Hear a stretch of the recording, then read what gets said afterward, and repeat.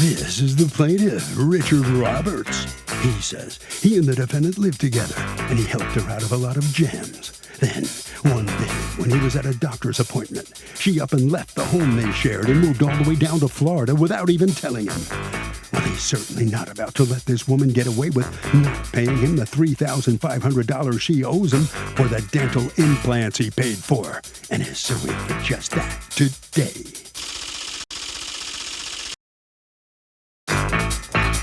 This is the defendant, Jessica. She says she always had a big crush on the plaintiff, and they did move in together when she was in Arizona. Unfortunately, they started to have problems, and the plaintiff told her she had 30 days to pack her bags and get out, so she did. The only reason the man's suing her now for some false teeth is because he is mad she left him. Anyway, a gift is a gift, so she owes nothing. She's accused of a dental dilemma. All parties, please use your right hand. People's Court is now in session. The Honorable Judge Marilyn Leon is now presiding. Litigants have been sworn, Your Honor. Thank you, Douglas. You're welcome, ma'am. Mr. Roberts, you and Ms. Jessica knew each other way back when. When did you guys first meet? I'm going to say at least 40 years ago. She was a stockbroker in Phoenix, Arizona, where I owned a investment firm. Okay. So you guys somehow connect. How long ago? Reconnect. As far as I know or can remember, Jessica moved to Phoenix to take care of her ailing stepfather and mother somewhere around 2014, something like that. All right, and then you two end up having a relationship, right? Yeah, we reconnected, and it was good to see each other. We've had feelings for each other for a long time, and we ended up cohabitating, and she was commuting back and forth to Phoenix to take care of her ailing mother. Okay, and then what happens? Tell me about this loan that you say she was supposed to repay. There was a problem a couple of years ago where she required a large sum of money for some attorney's fees for a different. For what? What was the problem?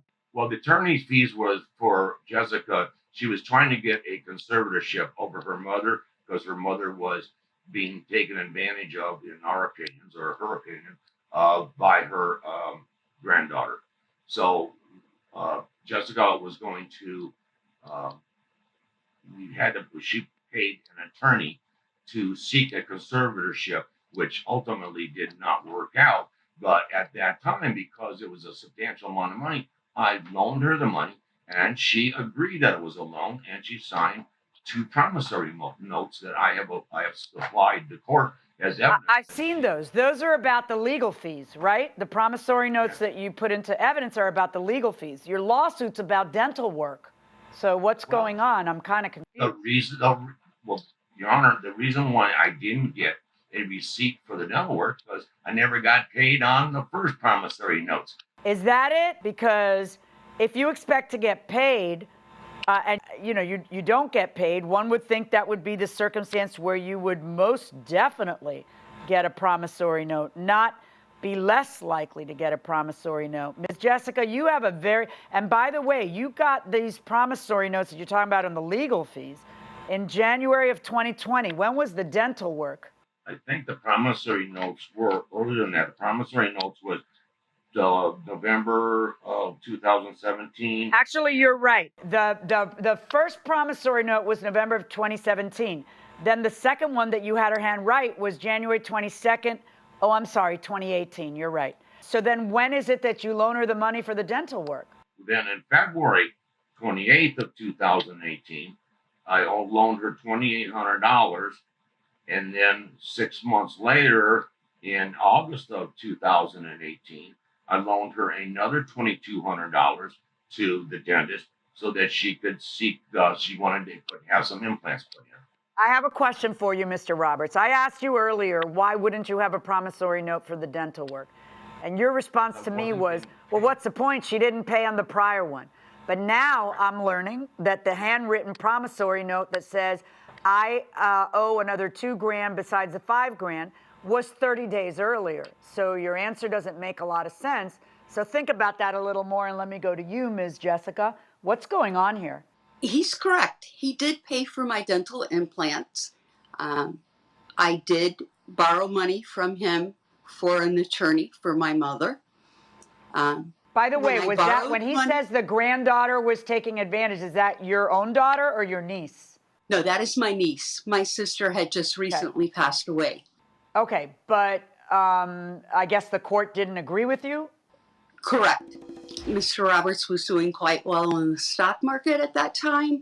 I tried to get him to put some money into savings, and he wouldn't do that. I said, well, if you're just going to give it all back, I would really like to have some dental implants. He never said to me, this is a loan. The only time he ever brought up me paying him back was during his cocktail hours in the evening times.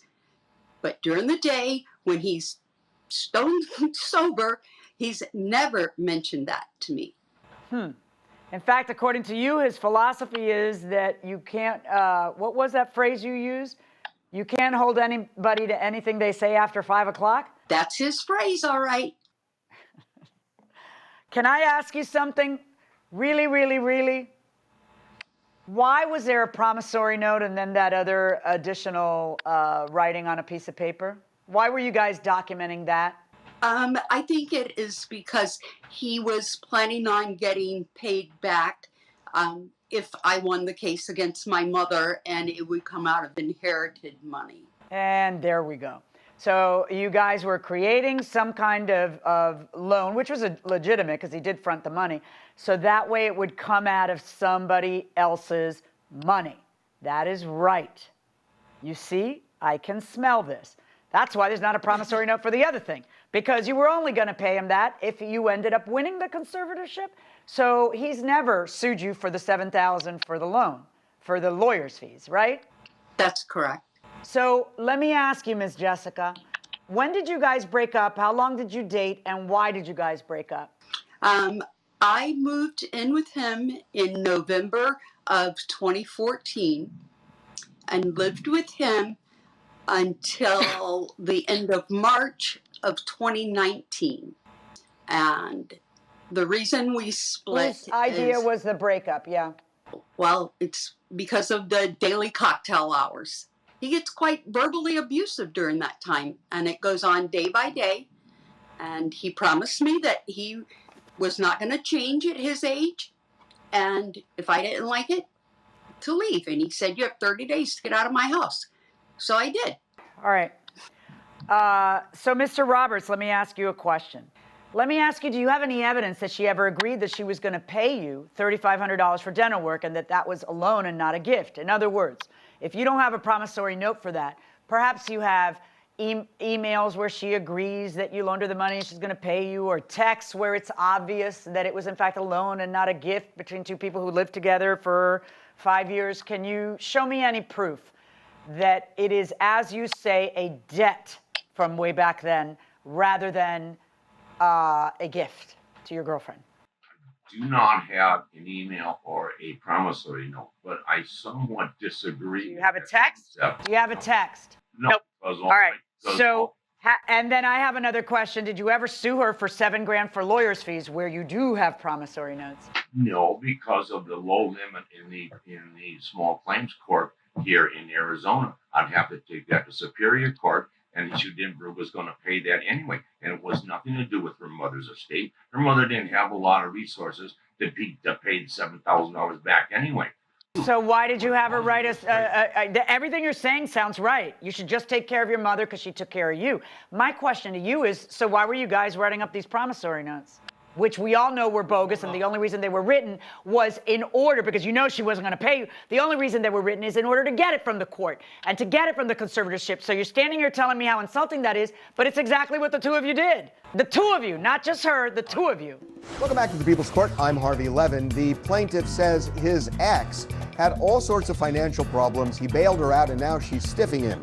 But the defendant says everything the plaintiff gave to her was a gift, so go pound sand. Let's listen.